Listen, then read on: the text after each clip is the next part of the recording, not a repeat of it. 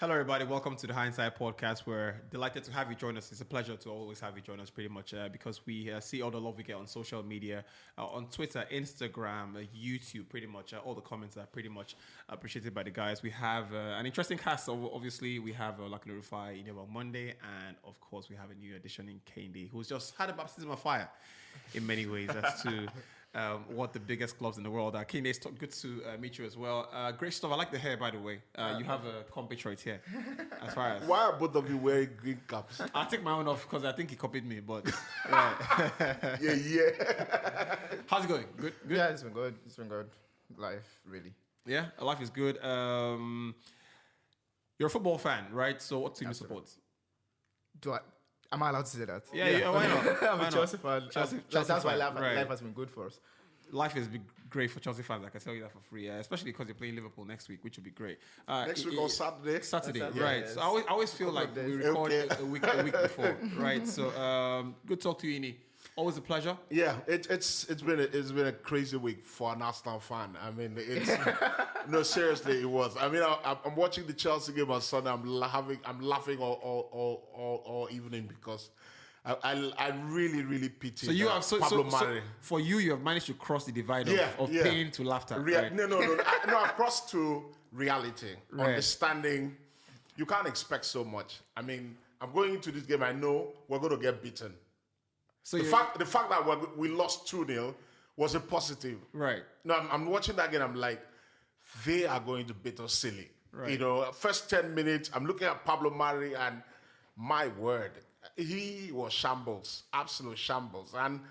But as an Arsenal fan, I've come to realize that the club is from top is messed up.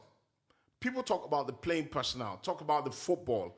I'm not really interested in the football for now. I think the club is messed up from the top. And the players are bearing the brunt because they're the ones who wear the red and the yellow every weekend. And it's quite sad. But as a fan, I put myself away from it and say, people say, hey, come on, Arsenal fans, high blood pressure issues. You people get... I'm an Arsenal fan. I've been an Arsenal fan since 1997. I hope your blood pressure is fine, though. No, my blood pressure is fine. Right. He's been working out. I know, and I'm going to be fine for a very long time. But Amen. I know that the club is in a messed up situation. In the boardroom, that is. In the boardroom, yeah. So I mean, it's funny you speak about that. So let's talk about that, right? We didn't plan to start with Arsenal, but let's speak about that. So since the summer of 2018, Arsenal have made 7 changes to the administrative department, right? Of course, even Gazidis has always been there as CEO. You have Sven Mislintat as head of recruitment. There is Raul Sanelli as head of football relations, who's Fami, who's head of football operations. Darren Borges, who's director of high performance, and you have analytics experts in Jason Ronsfield. You have Francis Kagigo in head of international scouting. So the club have made changes. I thought because every summer Gazidis moved him. it's similar. right And so then it's similar. So this guy has so somebody there. The point is that people talk about the bottom, but they make changes there as well. Yeah, and Edu is also now at the club as well. And he's under a lot of pressure. I just think that the club at the top is so frustrated because you talk about the changes they've made. And remember when Arsene Wenger left, which was the genesis of the problem, because Arsene Wenger, a lot of these positions that some of these guys are fielding, Arsene Wenger used to do a lot of those things. He didn't have a name attached to it, but he used to do those things. Arsene Wenger used to do a lot of going to talk to players. Now Edu goes to talk to players. That's the job Arsene Wenger used to do. When Arsenal needed a player, Arsene Wenger was the guy in the room with the player. When Arsenal wanted to sign Mbappe, Arsene Wenger was the guy who went to his parents, his home. wanted to sign Mbappe. Arsenal won. But that's not. I mean, I totally get that. But I mean, when people, because this is the second time I heard this week, that Arsene Wenger is also has to be blamed. No. Also has to take. He can't because let's not use the word blame. Arsenal chose to fire him. Let's so use the you can't word. blame Let's him. use the word shoulder some responsibility. Okay, because that's what I heard this week. Okay, I think that Arsene sounds Wenger better. also has to shoulder. I agree. He has to shoulder some of the responsibility. And that's fine. But it's not though. It's not fine. And that's okay. That's okay because in the end, Arsenal didn't just fall out from the sky. They were managed by somebody. Well, Yeah. but It was the face gotta of the calm club down for a now. long right. time. So Wenger is face of the club for 22, 23 years. and we have to admit that football has evolved. So the roles have evolved. So what we have as football operations head now probably wasn't necessary back in the day. Yeah. And let's not also forget, those clubs, those roles require a bit of finance and managing. So in the end, was it not more sensible to have someone who could do all 4 roles when football didn't have those specific roles and all that stuff? So it's the same thing in the world, Football evolves and positions evolve. So I don't think that it is fair people now say Arsene Wenger should also shoulder responsibility. So When in NST he was actually doing what was required at the time. So for me, I honestly would believe that the guys at the end of affairs now do not actually believe the same thing, that Wenger should shoulder some responsibility, because that would be another level of irresponsibility. Yeah. Wenger left Arsenal 7 years ago or thereabouts. 7 K. No, Wenger 7. left 4 years ago. Okay, 4 years ago. Now, No, 3 years ago actually. now, 2018. 4 years ago. Now, Football or Arsenal? No, it was 2018. 4 years ago. Arsenal? Yeah. So 2018. Emery stayed for 3 years now. No, Emery stayed 1.5. So here's what I'm going. So here's what I'm going. Yeah. So first of all, if Wenger was so important behind the scenes, not just as the coach of the team, why was it so difficult for Arsenal then to get Wenger to do some backroom duty for the club? Say, get him as the director of the club or director of football or whatever before he went to FIFA. That's one. I don't know. Now, 2 is why I agree with you that I'll answer that before you move on. The truth is that when a guy stays in a position for that long, the lines become blurred as to when you put him in the background. Yeah. The line it's hard to define his lines. Yeah. Because for example, I don't think he would have accepted. no, I would have thought. no. Maybe, Even though he accepts it, human nature and we're creatures of it habit. would have felt like You a get- demotion. No. I mean, so even if it's not a demotion, right? You're a director of football, but the traits he has exhibited so excellently well in 23 years, it would be hard for you to say this is where your boundary stops. No, I agree. Yeah. Because You makes a good point. in the end, the sheer size of the guy in the place, it would intimidate any manager you bring in. it doesn't allow freedom for Exactly. a guy who you're now paying for an expert role to work. No, I agree. Where I'm agree.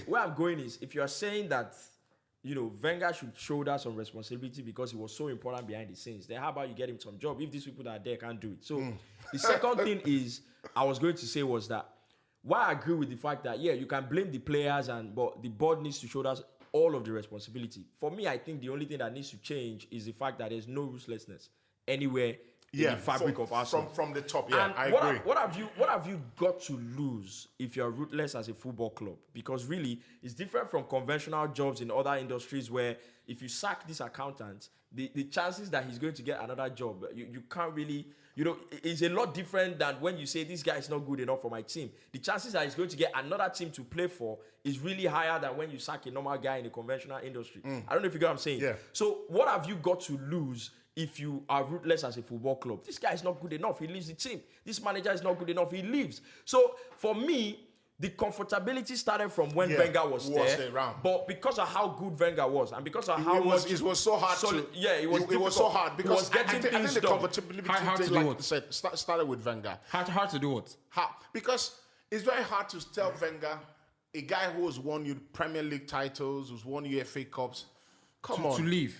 No, But he was putting money in the pockets of the owners. I think where I was going to when I said the club is messed up, financially, the club is in a great position. Yes. They're fantastic. Always. The business side of things is fantastic. It's great.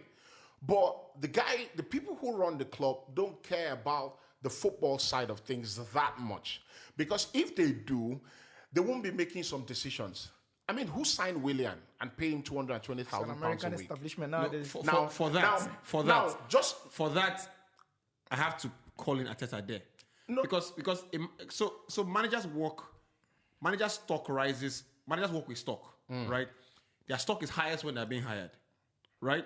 Because then you come in like a new baby, you're taken care of, they give you as much as you need to be successful. I think Willian was the second or third transfer. I most definitely would have been, Arteta fingered by Arteta. Saying, let's get him. We want Arteta, in his most elegant status as manager, agrees that Willian joins the club. Willian is 33. at the time he joined.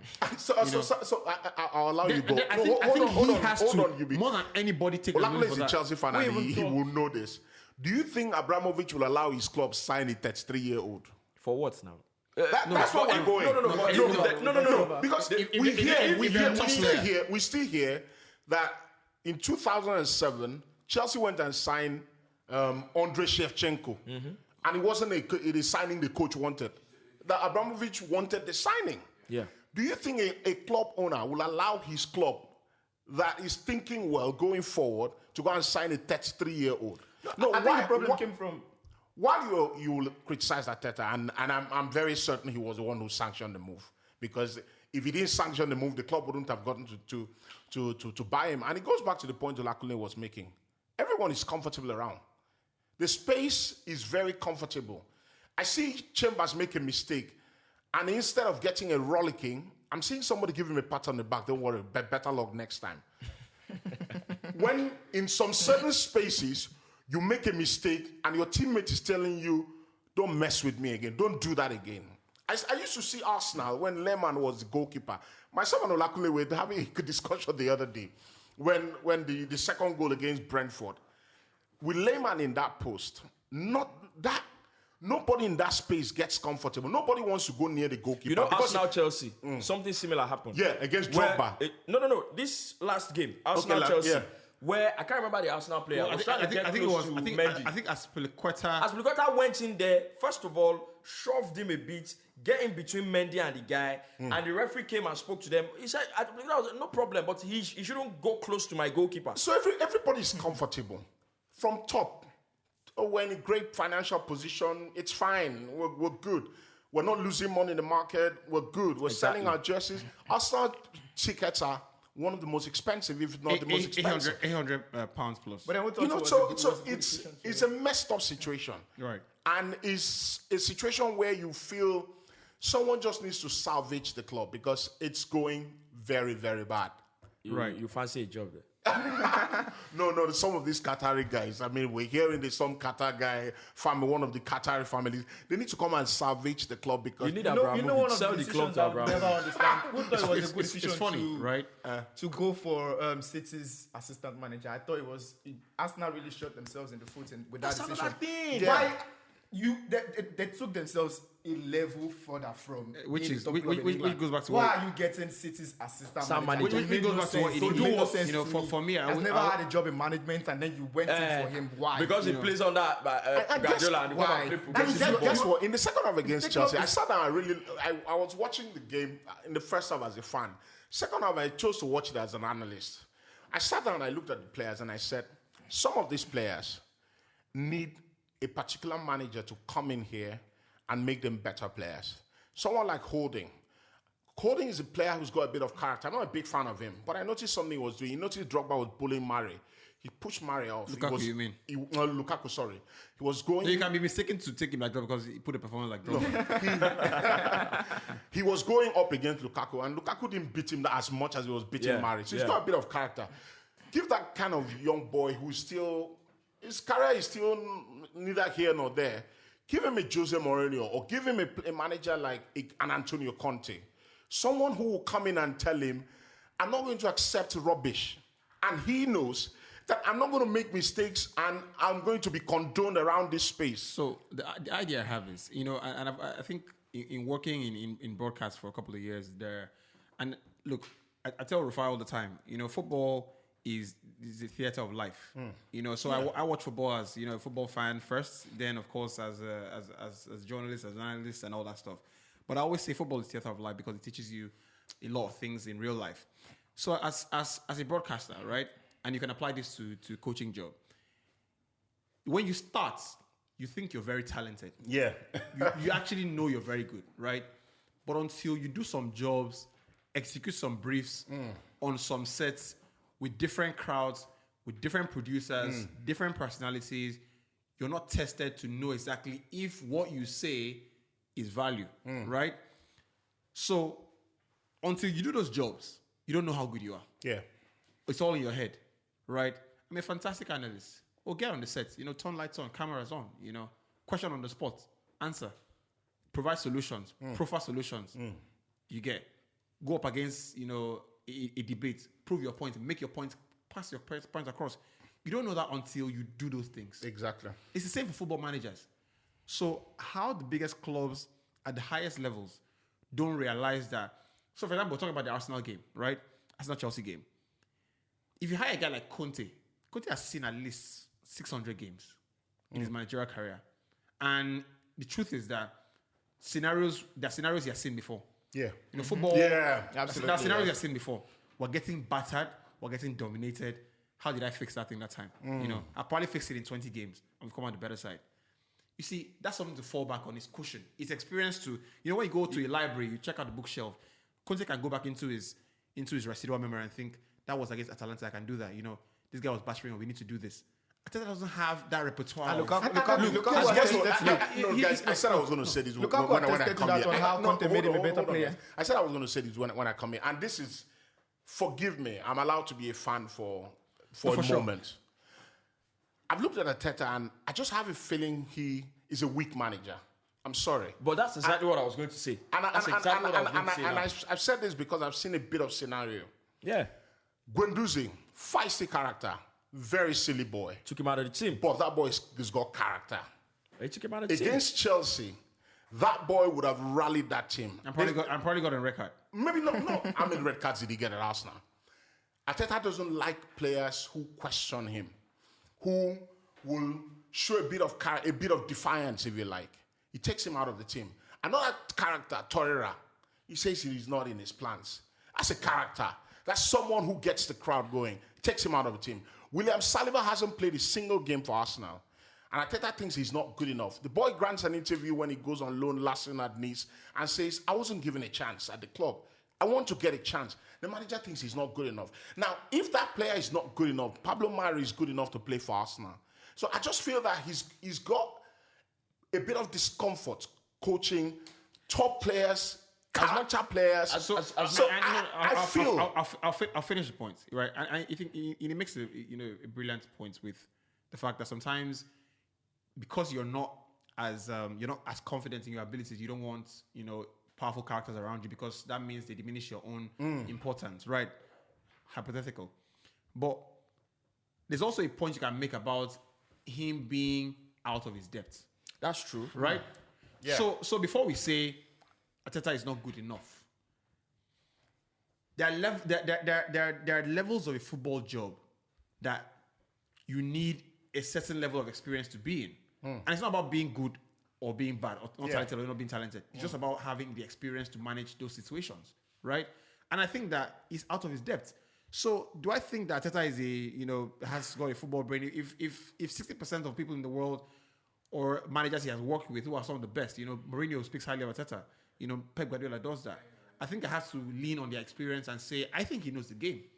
But until you walk the ropes in different leagues or at lower cadres of football with lower levels of pressure, you don't earn the right to become a top manager. And the top managers manage the top clubs. Yeah. It's the same problem I have with Ole, right, at United.